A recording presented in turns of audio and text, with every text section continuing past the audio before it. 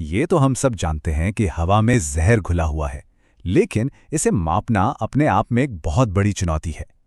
तो क्या हो अगर आर्टिफिशियल इंटेलिजेंस हमें हवा की क्वालिटी को पहले से कहीं ज्यादा बेहतर तरीके से देखने में मदद करे? चलिए इस सोर्स मटेरियल के जरिए देखते हैं कि कैसे एक नया एआई सॉल्यूशन इस पूरी तस्वीर को बदल सकता है। 99%। ये एक चौंकाने वाला नंबर है ना?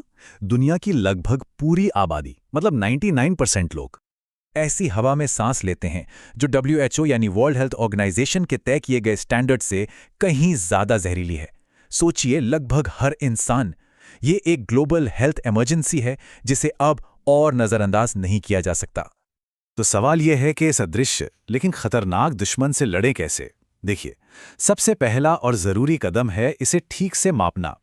और सच कहूं तो असली चुनौती यहीं से शुरू होती है। एक बहुत पुरानी और सच्ची कहावत है कि हम उस चीज को मैनेज नहीं कर सकते जिसे हम माप नहीं सकते।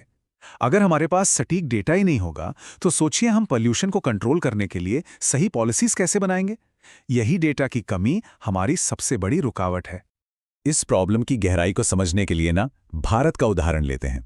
यहाँ 140 करोड़ से ज्यादा की आबादी है और पूरे देश में ऑफिशियल मॉनिटरिंग स्टेशन कितने हैं? महज 500 के करीब। ये तो ऊंट के मुंह में जीरे वाली बात हो गई। मतलब एक बहुत बड़ा डेटा गैप है। तो फिर सवाल ये उठता है कि अगर हमारे पास नए सेंसर लगाने के लिए एक लिमिटेड बजट है तो उन्हें कहाँ लगाया जाए ताकि सबसे ज्यादा फायदा हो? ये एक बहुत मुश्किल पहेली है जिसे एक्सपर्ट्स की भाषा में ऑप्टिमल सेंसर प्लेसमेंट या OSP कहते हैं। सोचिए जरा, हर एक सेंसर पर लाखों का खर्च आता है, तो ये बहुत जरूरी हो जाता है कि हर सेंसर को ऐसी जगह पर लगाया जाए जहां से हमें पोल्यूशन की सबसे सटीक और काम की जानकारी मिल सके। पैसा बर्बाद नहीं होना चाहिए, है ना? अब तक इस पहेली को सुलझाने के लिए दो मेन तरीके अपनाए जाते रहे हैं और सच बताऊं तो दोनों में ही अपनी अपनी बड़ी खामियां हैं। चलिए इन्हें दो किरदारों की तरह समझते हैं, मजेदार रहेगा।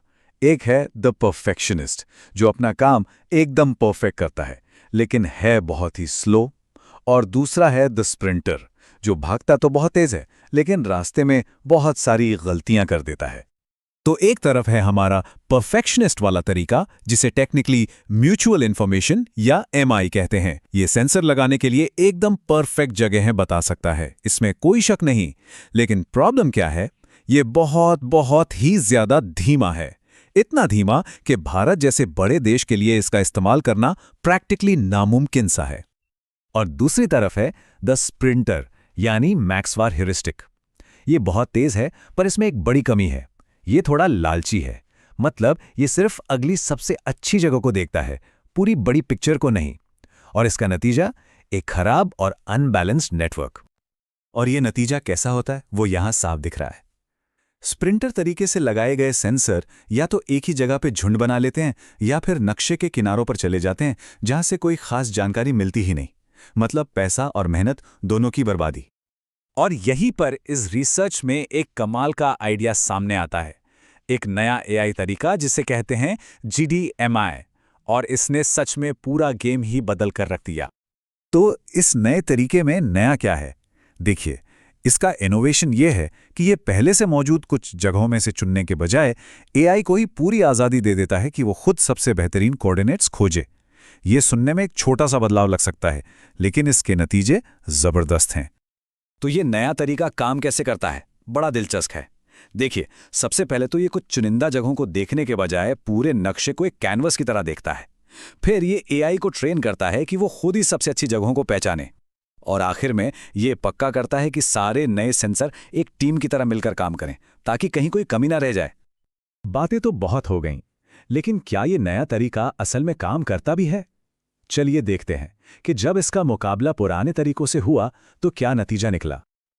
और नतीजे कमाल के थे। एक रीजनल टेस्ट में इस नए GDMI तरीके ने परफेक्शनिस्ट जितनी ही एक्यूरेसी दिखाई, लेकिन स्पीड के मामले में उसे मीलों पीछे छोड़ दिया। मतलब परफेक्शनिस्ट वाली क्वालिटी स्प्रिंटर वाली स्पीड में। इससे बेहतर और क्या हो सकता है? और जब इसे पूरे भारत जैसे बड़े स्केल पर टेस्ट किया गया तो GDMI ने सबसे ज्यादा इस्तेमाल होने वाले स्प्रिंटर तरीके को साफ साफ हरा दिया। इसने पोल्यूशन की भविष्यवाणी में 4% की कमी लाई। अब 4% सुनने में कम लग सकता है, लेकिन इतने बड़े स्केल पर यह एक बहुत बड़ी जीत है।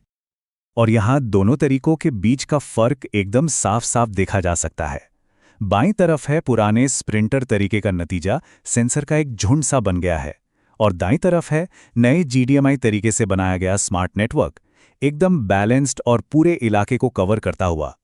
फर्क जमीन आसमान का है ना? तो इस पूरी रिसर्च का असल दुनिया में क्या मतलब है? ये सिर्फ कंप्यूटर पर दिखने वाले अच्छे नतीजे नहीं हैं, इसका असर हम सब पर पड़ सकता है।